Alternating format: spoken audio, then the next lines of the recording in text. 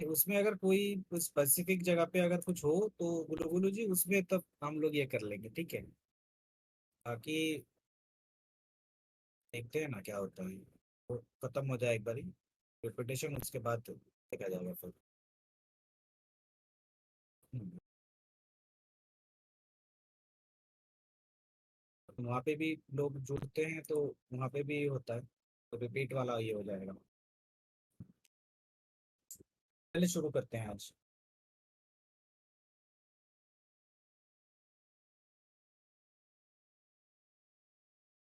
किं तद्ब्रह्मं किमध्यात्मं किं कर्म पुरुषोत्तमम् अधिभूतं च किं प्रोक्तम् अधिदैवं किमुच्यते।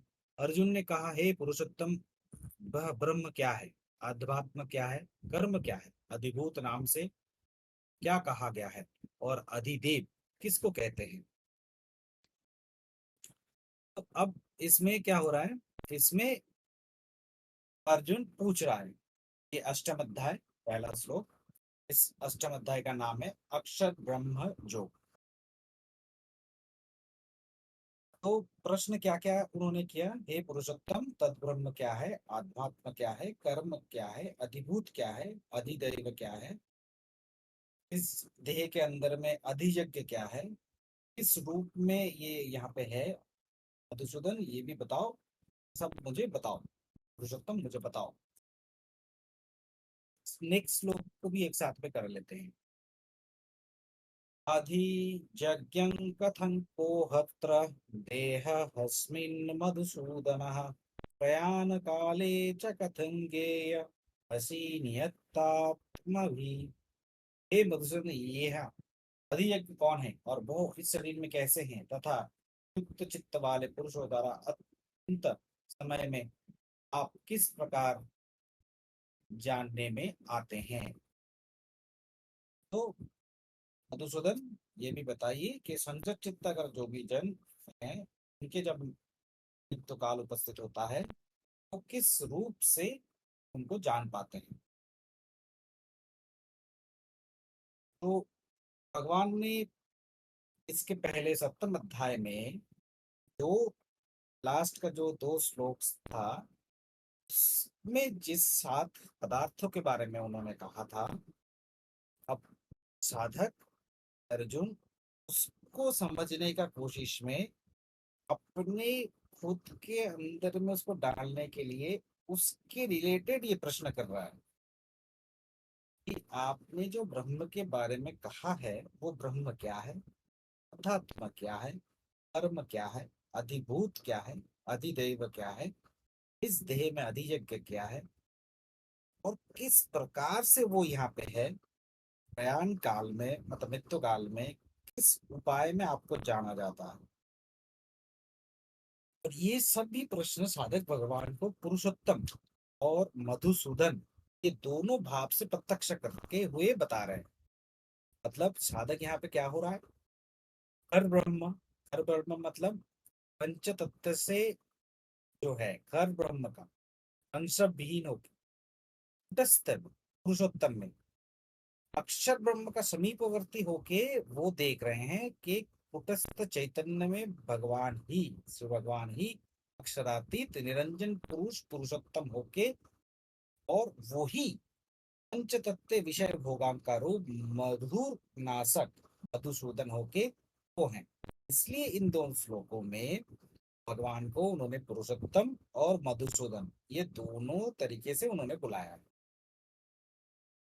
विपत काल में, आपातकाल में, मृत्यु काल में, इस सब काल में भगवान मधुसूदन रूप में ही आश्रय लेता है, वो प्रकट होते हैं जीव के प्रयाण काल, मतलब मृत्यु काल, इससे बड़ा कोई बड़ा विपत तो कुछ है नहीं।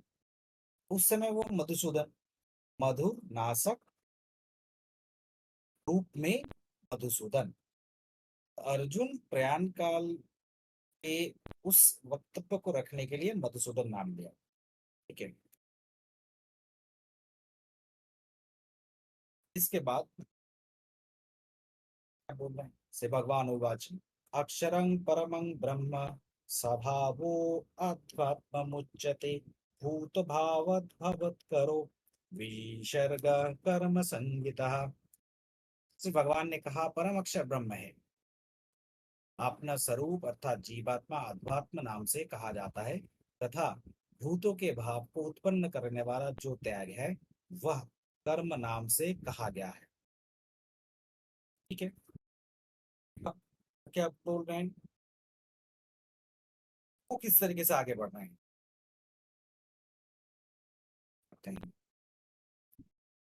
अधिभूतं खरो भाव पुरुषश्चाधिदैवतम् अधिजग्गः हवे मात्र देहे देहाभृतं वरः। उत्पत्ति विनाश धर्म वाले सब पदार्थ अधिभूत है, हिरण्यमय पुरुष अधिदेव है और हे देहधारियों में श्रेष्ठ अर्जुन इस शरीर में वासुदेव ही अंतर्यामी रूप से अधिजग्ग हूँ। तो परम जो अक्षर है वही ब्रह्म है, भगवान ने यहाँ पे कह दिया।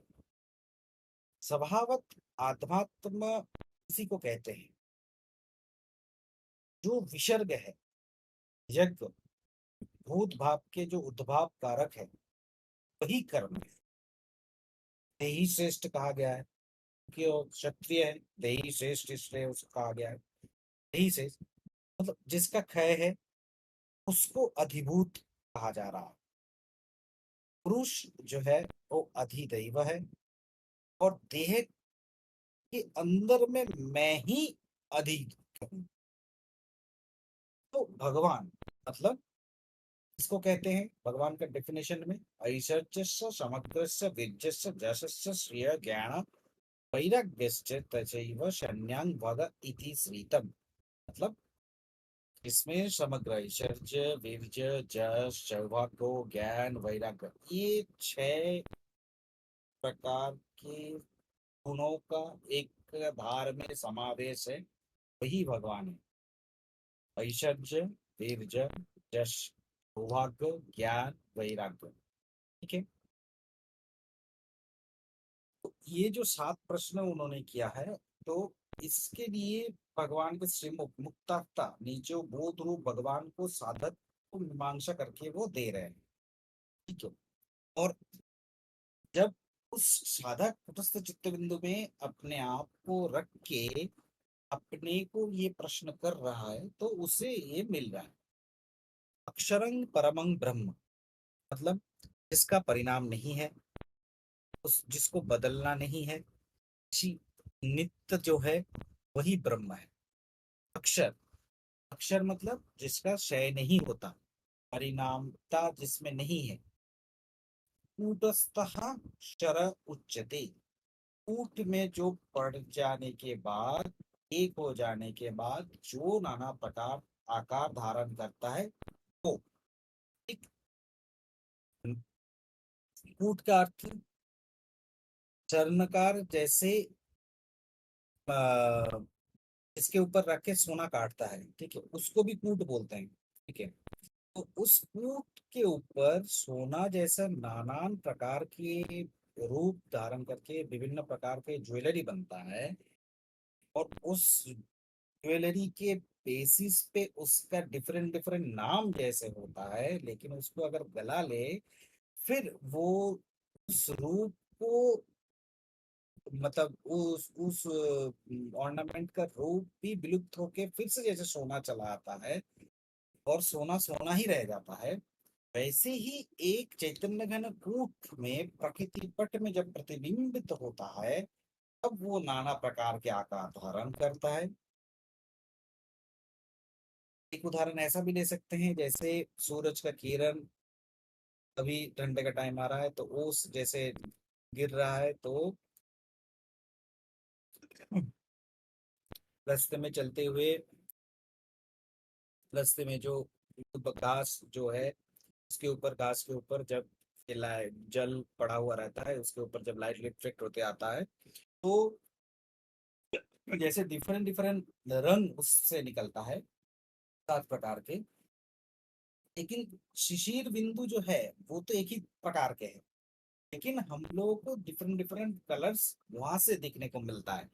वैसे ही सूर्य गति के महिमा में ऐसा होता है, ऋषि बिंदु एक ही है, लेकिन सूर्य गति के महिमा में डिफरेंट डिफरेंट हो जाता है। प्रकृति के कार्य कारिणी शक्ति से एक ही चैतन्य विभिन्न प्रकार के विश्व साज में अपने आप को ढल लेता है, यही कुटस्थ। सुनार जैसे बाहर में रख के उसको काटता है, लेकिन भीतर में उसका एक स्थान जैसा है, जिसको कूट बोल रहा है, जिसके ऊपर रख के काट रहा है, ठीक है, वैसा। ठीक है, मतलब वहां पे अगर एक दृष्टि से हम लोग सिर्फ आंख डाल के रखें तो देखेंगे एक ही सोना एक ही तरह के से शुरू होके डिफरेंट डिफरेंट ऑर्नामेंट उससे बन जा रहा है। एक ही जगह पे रखते हुए एक ही सोना डिफरेंट जैसे ऑर्नामेंट में ज्वेलरी में बदलता रहता है, वैसे ही एक ही जगह पे एक ही डिफरेंट डिफरेंट जगह पे प्रकृति के ऊपर पड़ने के कारण वो डिफरेंट डिफरेंट आकार लेके हमारे सामने आ रहा। तो कूट और कुटस्थ उसी को बोलते हैं तत्। तो ये तत् किस तरह का है? न तद विष्णु परमं पदं सदा पश्यन्ति शूर दीदीव चक्षुराततम। तद ब्रह्म को कैसे देखना है? आंख बंद करके अंधे की तरह देखना है। जो देख रहा है वो आकाश में विस्तारित होके आंख के जैसे वो दिखता है। तद विष्णु परमं पदं सदा पश्यन्ति शूर। ठीक है, आंख के सामने जैसे सफेद है, बीच में काला है, वो तत्पद भी वैसा है, जिसको सूर्य चंद्र अग्नि के प्रकाश के व्यतीत भी एक अनिर्वचनीय प्रकाश को वो चारी दिक से बीच में से विद्युत मार्का होके जैसे लग रहा है कि उस तरीके से वो दिखता है, उसी को विष्णु का परम पद बोलते हैं। ठीक है, इस परम पद को और भी डिफरेंट डिफरेंट तरीके से कहा गया है, जैसे एक है कोदंडदय पश्यन्ति ज्ञानचक्षुषा कदम्ब गोलाकारं ब्रह्मलोकं ब्रह्मन्ति ते। ठीक है, इस तरीके से उसको कहा गया है विष्णु के परम पद, इसका डेफिनेशन।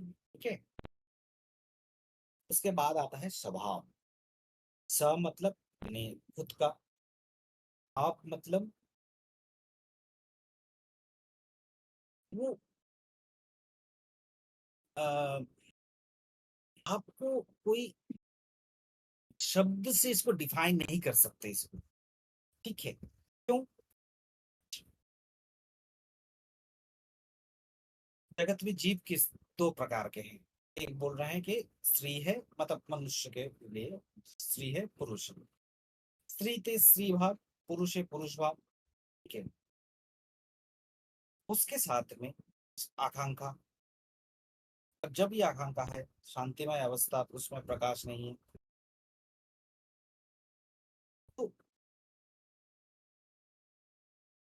ये जब दो प्रकृति और पुरुष एक साथ में मिलके उद्वेग शून्य होके विश्राम अवस्था में जब चला आ रहा है, जब वो स्टैटिक पोजीशन में चला आ रहा है, तो वो एक भाव, मतलब इसको और भी अगर ये करें कि इस बुद्धि से मन के ये जिससे हम लोग शब्द रूप रस गंध ये विभिन्न प्रकार के चीज को हम अपने मन के पास में ले जाके एक मूर्ति बना रहे थे, आज वही मूर्ति बहिर्मुखी वृत्ति को छोड़ के अपने प्राण में प्राण के अहंग को आश्रय करके हुए आगे बढ़ रहा है।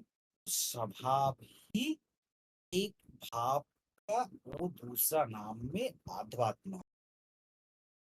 आध्यात्म जैसे रिलीजियन, रिलीगियर शब्द से आया है, इसका मतलब है टाई बैग, उसके साथ में अपने आप को बांध लेना, ओरिजिन के साथ में अपने आप को ले जाना, ये जैसे अध्यात्म है। बुद्धात्मा मतलब अधि मतलब प्रधान, इसका प्रधान न है वही प्रधान।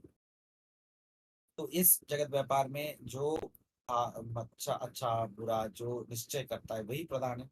जगत अनित्य, आत्मस्वरूपी नित्य है। ये जो निश्चय करके अधि अर्थ निश्चय अर्थ है क्या, जो बुद्धि है, और आत्म अर्थात आमी, मैं। तो बुद्धि का आत्मों की दृष्टि का नाम अध्यात्म। ठीक है, इस तरीके से आगे बढ़ सकते हैं। नेक्स्ट क्या आता है, भूत भावुक भवत करो विसर्ग कर्म विसंगिता। काल का, समय का, भूत भविष्य वर्तमान, ये तीन अवस्था में भूत अति स्थूल है, वर्तमान अति सूक्ष्म है, और भविष्य वो अपरिज्ञात है। लेकिन ये तीन अवस्था में काल का जो परिणामता है वो हमको समझ में आता है कि ये चेंजेबल है। तो जो जन्मा ही नहीं है उसका आकार वो कैसा है, ये इसके बारे में तो कुछ कह ही नहीं सकते, उसका कोई उपाय भी नहीं है। लेकिन जो भी जन्मा वही वर्तमान। तो जब ही वो जन्मा तो उसका कला काष्ठा शन, ये जितना भी उसके ऊपर से गुजर रहा है उतना ही भूत का गर्भ में पड़ के वो भी भूतकाल में जाता रहता है। तो काल का जो अवस्था अपरिज्ञात है वो भविष्यत है, काल का जो सूक्ष्म व्यक्त अवस्था है वो वर्तमान है, और काल का जो अति स्थूल अवस्था वो भूत अवस्था है, अतीत है, जो नॉन चेंजेबल है। ठीक है, तो जो जन्मता है कुछ दिन जन्म के बाद रहता है, और फिर जन्म के बाद पूर्व में जैसे वो अपरिज्ञात था, परिणाम की कृपा में वैसे ही अपरिज्ञात हो जाता है। ठीक है, तो ये जो भूत है ये सत्य रज और तमो, ये तीन गुणों के विकार लेके पांच आकार धारण कर रहा है। आकाश वायु तेज जल पृथ्वी, इसका भी अलग अलग गुण है। आकाश का शब्द गुण, वायु शब्द स्पर्श गुण, तेज का शब्द स्पर्श रूप का गुण, जल में शब्द स्पर्श रूप रस गुण, पृथ्वी में शब्द स्पर्श रूप रस गंध गुण। तो इस दृश्यमान जगत में जो भी देखने को मिलता है वो सभी इस भूत के अंतर्गत होंगे। तो जब ये कुछ भी नहीं जन्मा है तब ये अपरिणामी अखंड ब्रह्म इसको कहा जा सकता है। उस सर्व समष्टि से व्यष्टि भाव में जब प्रारंभ हो रहा है तब दो बिंदु है, एक अपरिणामी और एक परिणामी। एक ब्रह्म का सत और असत रूप में इस दो बिंदु में परिणत होने का नाम ही विसर्ग है। विसर्ग मतलब वी मतलब विशेष, सर्ग मतलब सृष्टि। विसर्ग द्वारा ही अपरिणामी से परिणामी विस्तार आरंभ कर रहा है। तो प्रारंभ ही भूत भाव है, आरंभ के विधि का नाम उद्भव है। और ये उद्भव संसार मुख में सृष्टि वृद्धि करके ब्रह्म मुख में सृष्टि का लय करता है। बृहतत्व सृष्टि हो रहा है, ब्रह्म मुख में वो दो बिंदु मिलके एक हो जा रहा है, और ये सृष्टि लयकारक विसर्ग कर्म है। ठीक है, तो इसमें जो काल के बारे में आया बहुत टेक्निकल बातें हो गया, तो इसको थोड़ा सा हम और एक दूसरे तरीके से समझने का कोशिश करते हैं। टाइम जो है वो कैसा है, आज अभी कितना बजा है, अगर कोई पूछेगा तो हम बताएंगे कि 7:25 हुआ। 7:25 हुआ है जो हम बोलेंगे, तो बेसिकली क्या बोल रहे हैं, बेसिकली हम ये कह रहे हैं कि दोपहर को 12 बजे थे, उसके बाद से 7 घंटा 25 मिनट बीत चुका है। और क्योंकि दोपहर को ये हुआ है तो दोपहर से 7 घंटा 25 मिनट हो गया है, तो ये पीएम है। तो अभी का टाइम बोल रहे हैं कि 7:25 हुआ है। अब एक इवेंट जब हम लोग ने पूछा कि कितना बजा है, और एक इवेंट जो हम लोगों ने जिसको रेफरेंस लेके हम आगे बढ़ रहे हैं। तो बेसिकली समय जो है वो हमारे लिए फैदम करने के लिए हम क्या करते हैं, दो बिंदु को चुन लेते हैं। एक है जिसको सोर्स मानते हैं, यहाँ से शुरू हो रहा है। उसके बाद एक जब एक दूसरा इवेंट जब ये पूछ रहा है, जब इसको क्वांटिफाई करने के लिए कहा जा रहा है, तब अगर ये क्वांटिफाई करने के लिए कोई ना कहे तो क्या समय है, इसका कोई उत्तर नहीं। जैसे अगर हम बोले कि आज 9/11/2024 है, तो इसका मतलब यही है कि जीरोस से शुरू होके अभी तक 2024 साल हो गया है, उसमें 11 महीने हो गया है और 9 दिन हो गया है। तो एक जीरोथ इवेंट को हम पकड़ रहे हैं और दूसरे यहाँ पे हैं।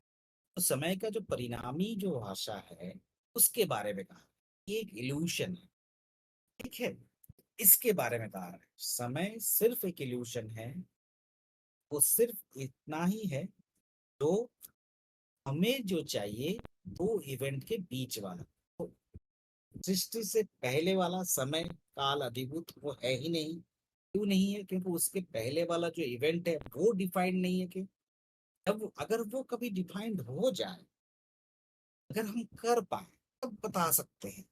तब तक वो डिफाइंड नहीं है, डिफाइंड हम कर नहीं सकते। सृष्टि से पहले वाला कोई इवेंट है नहीं, तो सृष्टि से पहले क्या था ये भी हम बता नहीं सकते। वो अव्यक्त है, वो व्यक्त नहीं कर सकते।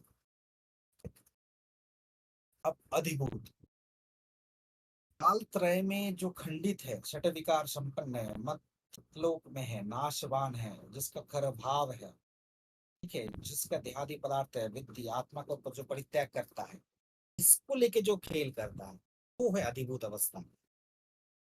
ठीक है। उसके बाद आता है पुरुष। पूर्व में जो सोया है वो पुरुष है। पूर्व मतलब घर। ठीक है। जैसे चार दिक में हम लोग दीवार देख के आकाश को घेर के ये जिस जगह को बनाते हैं उसको पूर बोलते हैं, घर बोलते हैं। ठीक है। ये देह रूप जो पूर है, जो भीतर में है, चैतन्य रूप में जो सोया हुआ है, वही है पुरुष। अर्थात चित्त पट में प्रतिबिंबित होके जो चित छाया है, तो विपक्त चैतन्य है, वो पुरुष है। वही चित्त रूप पूर्व में व्याप्त होके है, तो वो पुरुष है। ठीक है। बुद्धि जब बहिर्मुखी होकर व्यक्ति को परित्याग करता है तो पुरुष इसी को लेके आगे बढ़ता है। अधि दैव अवस्था। अधि मतलब बुद्धि, दैव अ एवा दैव, द मतलब स्थिति स्थान। ठीक है। एवा शब्द मतलब ये। ठीक है। तो बुद्धि जब मेरा स्थिति स्थान यही है और ईश्वर के साथ में स्वरूप में मिल जाने का कोशिश करता है या फिर मिल जाता है, तो उस अवस्था को अधिदैव कहा जाता है। प्रवृत्ति मार्ग में पुरुष और प्रकृति को प्रत्येक तत्व में प्रतिबिंब होके भिन्न भिन्न रूप में वही वही देवता का, तत्व का अधिदेवता होके रहता है, इसलिए उसको अधिदैवत कहते हैं। अधियज्ञ। अधियज्ञ मतलब अधि मतलब बुद्धि, यज्ञ मतलब ग्रहण और त्याग। तो जो अमृत वायु में जो है, वायु जब शरीर के अंदर में प्रवेश कर रहा है, शरीर में जो जब विभिन्न जगह से जा रहा है, तो वो वायु शरीर में जाके वो विष हो जा रहा है। तो जैसे वो विष हो जा रहा है तो तभी उसका एक बहिर्मुखी गति प्रारंभ हो जा रहा है, और वैसे ही उस विष को लेके वो बाहर चले जा रहा है। ठीक है। तो अमृत का आकर्षण और विकर्षण में जो ये है, वो अपने आप हो जा रहा है। मतलब इसको हम कर सकते हैं, वायु शरीर के अंदर में जा रहा है, कार्बन डाइऑक्साइड रक्त में घुल रहा है, उस कार्बन डाइऑक्साइड धीरे धीरे आ रहा है, हार्ट से वहां से जा रहा है, फुसफुस में जा रहा है, और प्रश्वास के साथ में वो बाहर निकल जा रहा है। ठीक है। तो ये वाला गले में जैसे एक वायु नली है, एक खाद्य नली है, तो जो भी मुख से निकल जा रहा है, खाद्य की पानी है जो भी है, तो शरीर में दे रहा है, तो उस समय क्या करता है, जो वायु नाली है वो बंद हो जा रहा है। ताकि जो जल पानी है या फिर खाद्य जो भी जा रहा है वो उस साइड से जा पाए। ठीक है। अब जब सिर्फ सांस निश्वास और प्रश्वास चल रहा है, वो जब प्रभावित हो रहा है, तो तब ये उल्टा साइड बंद हो जाता है, ताकि उस आने की जगह बंद हो जाता है, और जब हवा जाने का आने का उस जो रास्ता है उसको खोल देता है।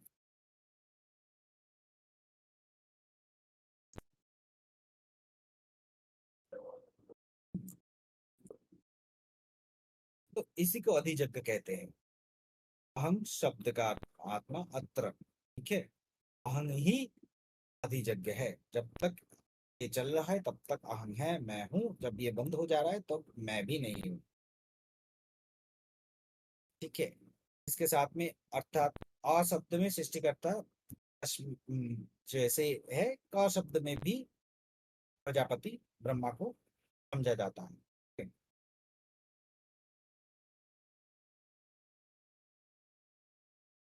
अब तो इसमें दोनों बात हो गया। क्या हुआ? गीता क्या हुआ? गीता प्रवृत्ति मार्ग भी हो गया, तो और गीता में निवृत्ति मार्ग भी हो गया। तो गीता बेसिकली प्रवृत्ति और निवृत्ति ये दोनों उभय तक शास्त्र में इसको गिना जा सकता। ठीक है। तो इस संसार में दो मार्ग है, एक है प्रवृत्ति मार्ग, एक निवृत्ति मार्ग। श्वास के बहिर्मुख जो वृत्ति का मार्ग है, निश्वास के साथ में प्रवृत्ति है, और श्वास का जो अंतर्मुखी वृत्ति का नाम है वो निवृत्ति मार्ग है। ठीक है। मतलब प्रवृत्ति द्वारा मात्रा स्पर्श विषय संस्पर्श ये सब होता है, वो भोग है। निवृत्ति मार्ग में ब्रह्म संस्पर्श है, वो जोग है। ठीक है।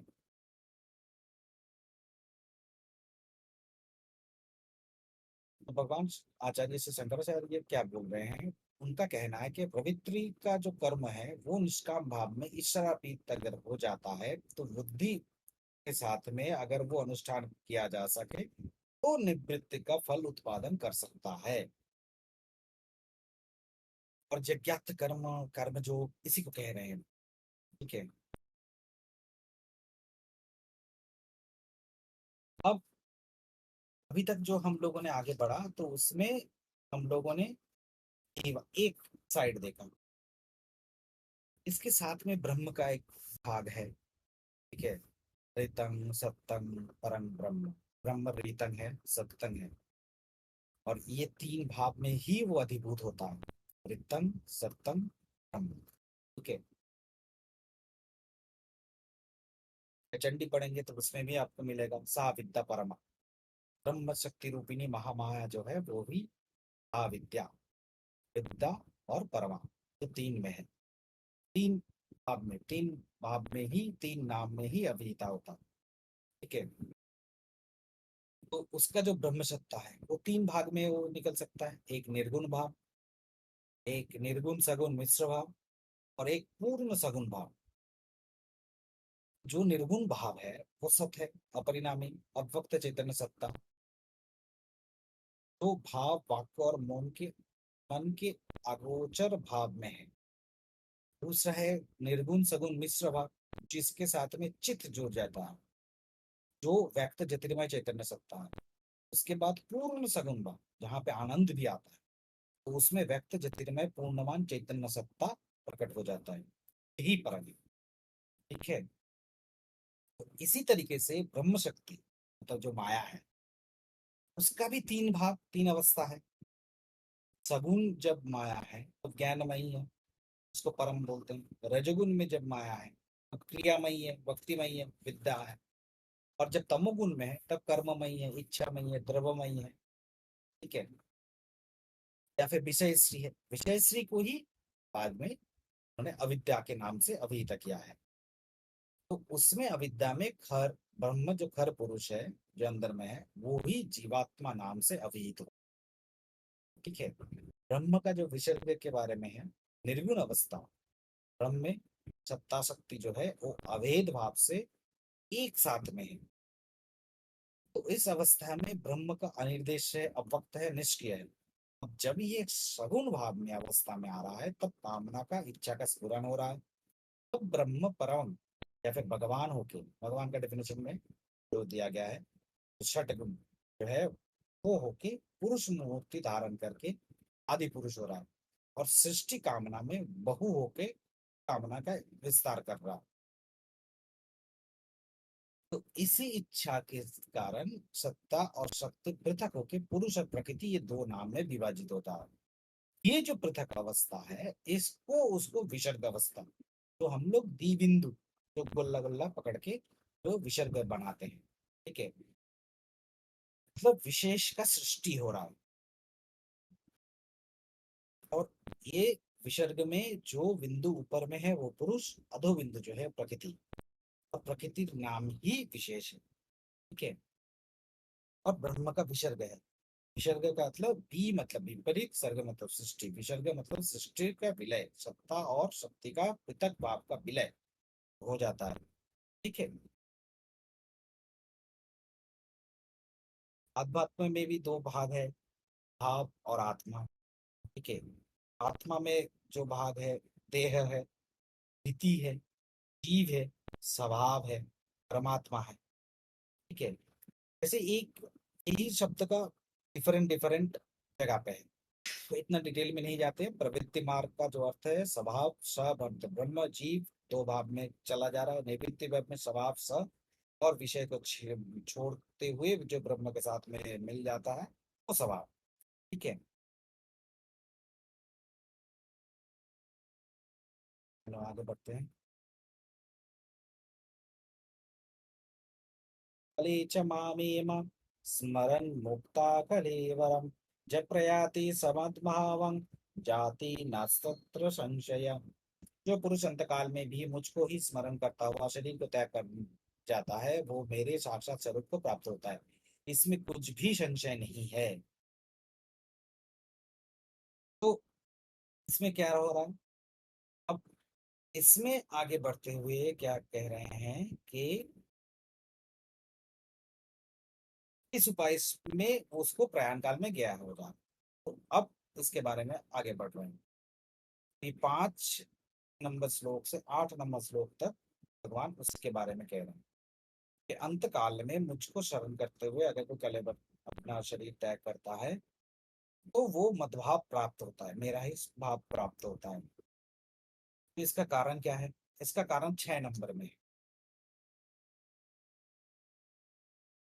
स्मरणं भावं त्यजन्तं ते कलेवरं तं तमेवैति कौन्तेय सदा तद्भाव भावितः। हे कुंती पुत्र अर्जुन, ये मनुष्य अंत काल में जिस जिस भी भाव का स्मरण करता हुआ शरीर का त्याग करता है उस उसको ही प्राप्त होता है, क्योंकि वो सदा उसी भाव से भावित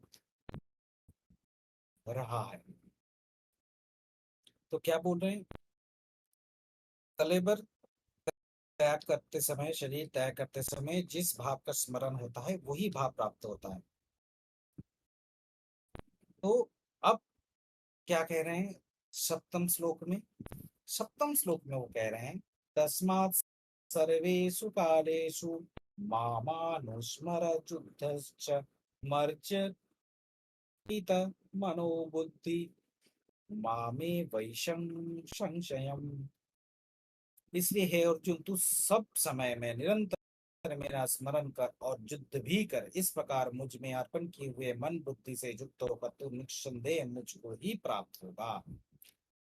तो इस समय क्या बोल रहे हैं सप्तम श्लोक में, मां मानुष मरणं, वो युद्ध।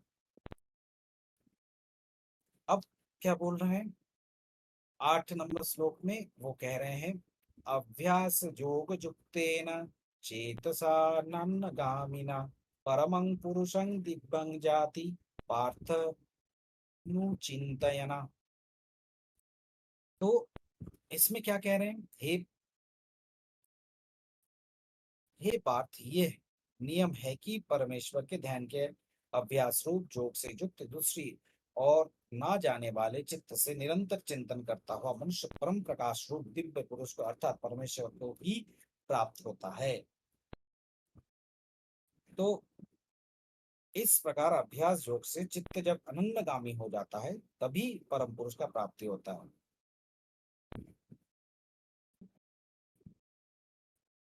तो अब क्या हुआ, अक्षर ब्रह्म से अधिजग पर्यंत जो सब मुझको आश्रय करके रहा है तो वही मैं वासुदेव हूँ। मतलब अब शरीर में जो सब कुछ वास कर रहा है, जो सकल का आश्रय है, जो जीव जगत जिसके शरीर में अंग प्रत्यंग शरीर शरीरी जो कुछ भी नहीं है, वो ही वासुदेव है। तो ये जो मैं हूँ, उस मैं को जानने के लिए वो कह रहा है। तो अब अगर उसको जान ले तो उसमें और संशय करने का कोई आवश्यक नहीं है।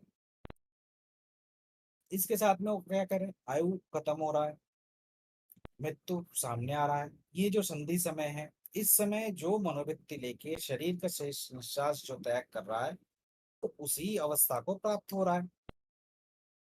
तो प्रत्येक निश्वास के शेष अवस्था में तद विष्णु का परम पद मन में देखते हुए निश्वास को त्याग करना चाहिए। क्यों? क्योंकि मुझे तो पता नहीं है कि यही मेरा आखिरी सांस है क्या। तो जो साधक है उसको 21,600 बार अपने निश्वास के प्रत्येक बार में ही ये सावधानता बरतना चाहिए। अब क्या बोल रहे हैं, उसके बाद बोल रहे हैं कि सर्वथा सर्वकाल में मुझी को स्मरण कर और युद्ध कर। तो क्या हुआ, मन और बुद्धि मुझ में अर्पित जब हो जाएगा तो निस्संदेह तू मुझको ही पाएगा। सर्वकाल में मतलब सर्वता, ठीक है। मेरा जो अनु है मतलब प्रणव, स्मरण करते करते जो युद्ध है, अब हमारे लिए युद्ध क्या होगा, हम साधना कर रहे हैं तो हमारे लिए युद्ध क्या होगा, हमारे लिए युद्ध होगा प्राणायाम भी, या पूर्व प्रतिष्ठा जो वक्तव्य है वो, ठीक है। तो मारपीट जब होगा, युद्ध होगा, तो उस समय क्या होगा, एक बार उठेगा एक बार गिरेगा। तो एक बार जब उठेगा और जब गिरेगा तो श्वास प्रश्वास भी एक बार उठता है एक बार गिरता है। तो इस तरीके से जब आगे धीरे धीरे बढ़ते हुए पृथ्वी को जल में, जल को तेज में, तेज को वायु में, वायु को आकाश में, आकाश को पंचेंद्रिय में, इंद्रिय को तन्मात्रा में, तन्मात्रा को अहंकार में, अहंकार को महत्व में, महत्व को जब जीव में योजना करता है, तो इसी को कहते हैं भूत शुद्धि। ये भूत शुद्धि द्वारा स्वरूपस्थ जीव उपाधि को परित्याग करता है, तब वो संशय शून्य होता है और सिर्फ मैं आपस में चला आता है। क्यों? क्योंकि मैं कहाँ हूँ, रुस्तम कहाँ है, वासुदेव कहाँ है, मैं के बाहर, मन और बुद्धि के उस पार ही है। तो इस दोनों को उसमें डालने से ही मैं हो जाता है। तो इस तरीके से भूत शुद्धि और प्रकृति लय का जो उपदेश है, इसके साथ में करना कैसे है, षष्ठ अध्याय में भगवान ने कहा है, अभ्यास अनुसार रोज रोज करते हुए ये स्थान में हम जा सकते हैं, जब उस अहंग को छोड़ते हुए ममत्व को भूल के सिर्फ मैं ही हूँ, सिर्फ वो उस भाव में चले जा सकते हैं। शुद्ध मैं हूँ उसको भूलते हुए सिर्फ विपुल चैतन्य में होते हुए योगयुक्त होके, अनन्य ज्ञानी चेतन होके, सोरस कलाविष्ट छायावीन अंगुष्ठ मात्र तेजस पुरुष का दर्शन जब हो रहा है अंदर में, तब ये होगा, ठीक है।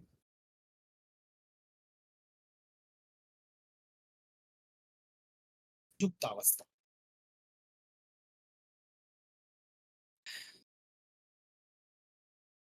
इसके बाद क्या आ रहा है, कविं पुराणमनु शासिता रमणो रणीयनं समनुस्मरेद्विज सर्वस्य धातारमचिन्तरूपमादित्यवर्णं तमसः परस्तात् प्रयाणकाले मनसाः जलेन भक्ता युक्तो जोगबलेन चैव ध्रुवो मध्ये प्राणमावेश्य सम्यक् सतं परं पुरुष मूपैति दिव्यम्। जो पुरुष सर्वस्व अनादि सबके नियंता, सूक्ष्म से भी अति सूक्ष्म सबके धारण पोषण करने वाले, अचिंत स्वरूप सूर्य के सदृश नित्य चेतन प्रकाश रूप और अविद्या से अति पर शुद्ध सच्चिदानंद घन परमेश्वर का स्मरण करता है, वो भक्ति युक्त पुरुष अंत काल में भी योग बल से भ्रुकुटी के मध्य में प्राणों को अच्छी प्रकार स्थापित करते फिर निश्चल मन से स्मरण करता हुआ उस दिव्य रूप परम पुरुष परमात्मा को ही प्राप्त होता है। अब जगह भी उन्होंने बता दिया। तो क्या हुआ, ये है। तो प्रयाण काल में क्या हुआ, भक्ति युक्तों के स्थिर मन से योग बल से प्राण को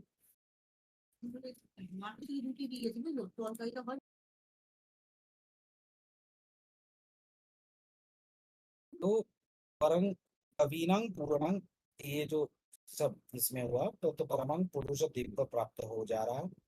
तो भक्ति योग बल में भ्रू मध्य में प्राण को प्रवेश कराना है, महामनुस्मरण, ये तीन प्रकार उपाय से भगवान को प्रयाण काल में ज्ञेय किया जा सकता है। तो ये जो पुरुष है वो कवि है, पुराणांग अनादि सिद्धिं चिरंतरम। एक जो पुरुष है जो भूत नहीं है, जिसका भविष्य नहीं है, जो सिर्फ वर्तमान में है, ये अनादि काल होते ही वो है। पुराण में इसको पुरुष कहा जा रहा है, पुराण पुरुष कहा जा रहा है। साधक अपने परिश्रम के साथ में क्रिया करने से, साधना करने से इसी का दर्शन होता है। तो ऐसा नहीं है कि ये पहले जिसने देख लिया है, कोई नहीं देखा है, कोई बाद में नहीं देखेगा, जो इस स्तर में जाएगा वही देखेगा। ठीक है। अनुशासी तरंग, जो पुरुष इस विश्व का नियंता है, जो जो सृष्टि में है उसके साथ में जब देख पा रहा है तो तब उसको देख पा रहे हैं। ठीक है।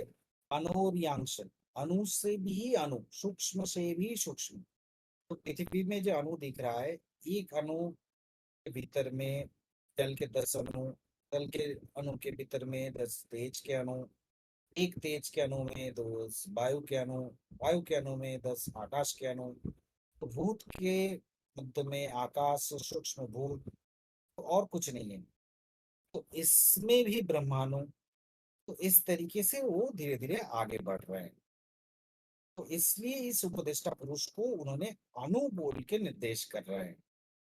स्थूलातिशूल पृथ्वी के अणु से उत्तर गति लेके ये धीरे धीरे धीरे धीरे अंदर में जा रहे हैं, तब H2O से पीछे जा रहे हैं, धीरे धीरे अणु के अंदर में घुस रहे हैं और हाइड्रोजन के करीब जा रहे हैं और धीरे धीरे जा रहे हैं। इलेक्ट्रॉन घूम रहा है, बीच में जगह है, आकाश तत्व है, उसके भी भीतर जा रहे हैं, पॉजिट्रॉन में जा रहे हैं, फिर और भी धीरे धीरे जा रहे हैं। एक समय एक अवस्था में जाएंगे जब उसके पीछे नहीं है, तब हमको जो दर्शन होगा, जब उससे पता चलेगा जो क्या है, वो सर्वस्व धातारंग, सबको धारण करता है, वो सेम है।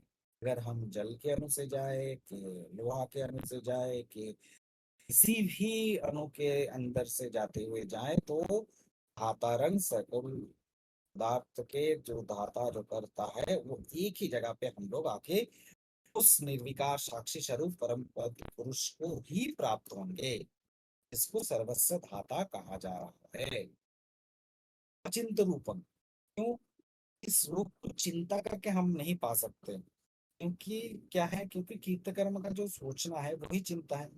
इस कीर्तकर्म के अंदर में तो पुरुष है नहीं, जो सिर्फ कर्म है उसके बाद पुरुष है। तो अचिंत रूपम, उसको चिंता नहीं कर सकते। तमस परस्तात्, तो तमस परस्तात् प्रकृति मंडल के बाहर। ठीक है। अब 10 तक हो गया, एक हो जाएगा तो जदक्षरं वेदविदो वदन्ति विशन्ति जत् जतयो वीतरागाः यदिच्छन्तो ब्रह्मचर्यं चरन्ति तत्ते पदं संग्रहेण प्रवक्षे। वेद के जानने वाले विद्वान जिस सच्चिदानंद घन परमात्मा को अविनाशी कहते हैं, आसक्ति रहित यत्नशील सन्यासी महात्मा जन, जिसमें प्रवेश करते हैं और जिस परम पद को चाहने वाले ब्रह्मचारी लोग ब्रह्मचर्य का आचरण करते हैं, उस परम पद में तेरे लिए संक्षेप से कहूंगा। तो क्या हुआ, अब आगे बढ़ते हुए, तो अभी अभी तक क्या हुआ, आदित्य वर्ण साधक आवरण को भेद करते हुए आकाश कारण को परित्याग करके ब्रह्मांड को त्याग करते हुए उसमें अंदर में घुस के प्रकाश में अचिंत्य रूप सूर्य के जो दीप्तशाली है, मतलब जो मतलब मनोबुद्धि के अगोचर में है, तो उस पुरुष अवस्था में आके पड़ा है, युक्त अवस्था हो गया है। अब इसके बाहर जाके जो वेदविद है, वेद वेद के जो जानते हैं, तो वो क्या है, वो अक्षर है, अनुरागहीन जतिगन जिसमें प्रवेश करता है। ब्रह्मचर्य जो साधक गण है, जो ब्रह्मचर्य व्रत पालन कर रहा है, जिस प्राप्ति को होता है, वो संक्षेप में अब भगवान उसको कह रहे हैं।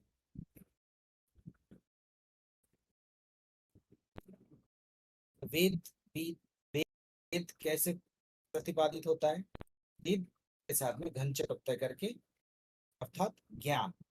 तो इस ज्ञान को जो जाना है, तो वो बुध और ग, तो बुध जो है अक्षर ब्रह्म जो है, जतन करते हुए वो वितरागी अनुराग विहीन होके, अंदर विमुक्त होके जिस अक्षर को प्रत्यक्ष करता है, जिस अक्षर में प्रवेश करता है, इच्छा का अंत हो जाने से शेष अवस्था में जो ब्रह्म में जो चरण करता है, तो वो जोगी को ब्रह्मचारी कहा जाता है। ठीक है, ब्रह्म में विचरण जो करता है वो ब्रह्मचारी है। और जिस पद के लिए तत्पद, मतलब विष्णु पद, शिव पद, ठीक है, यहाँ पे विष्णु विद धातु से, ठीक है, पढ़ना, ठीक है, वो वाला है। हम्म, तो उस पद को लेना है, ठीक है। तो अब भगवान उसके बारे में बाद में कहेंगे कि किस तरीके से उसमें आगे बढ़ते हुए जाना है, ठीक है। इसमें वो कहेंगे कि किस तरीके से निरुद्ध करना है, किस तरीके से मूर्धा में स्मरण करना है, किस तरीके से एकाकर ब्रह्म मंत्र उच्चारण करना है, तो किस मतलब कैसे होठ को कहाँ रखना है, तर्जनी को कहाँ रखना है,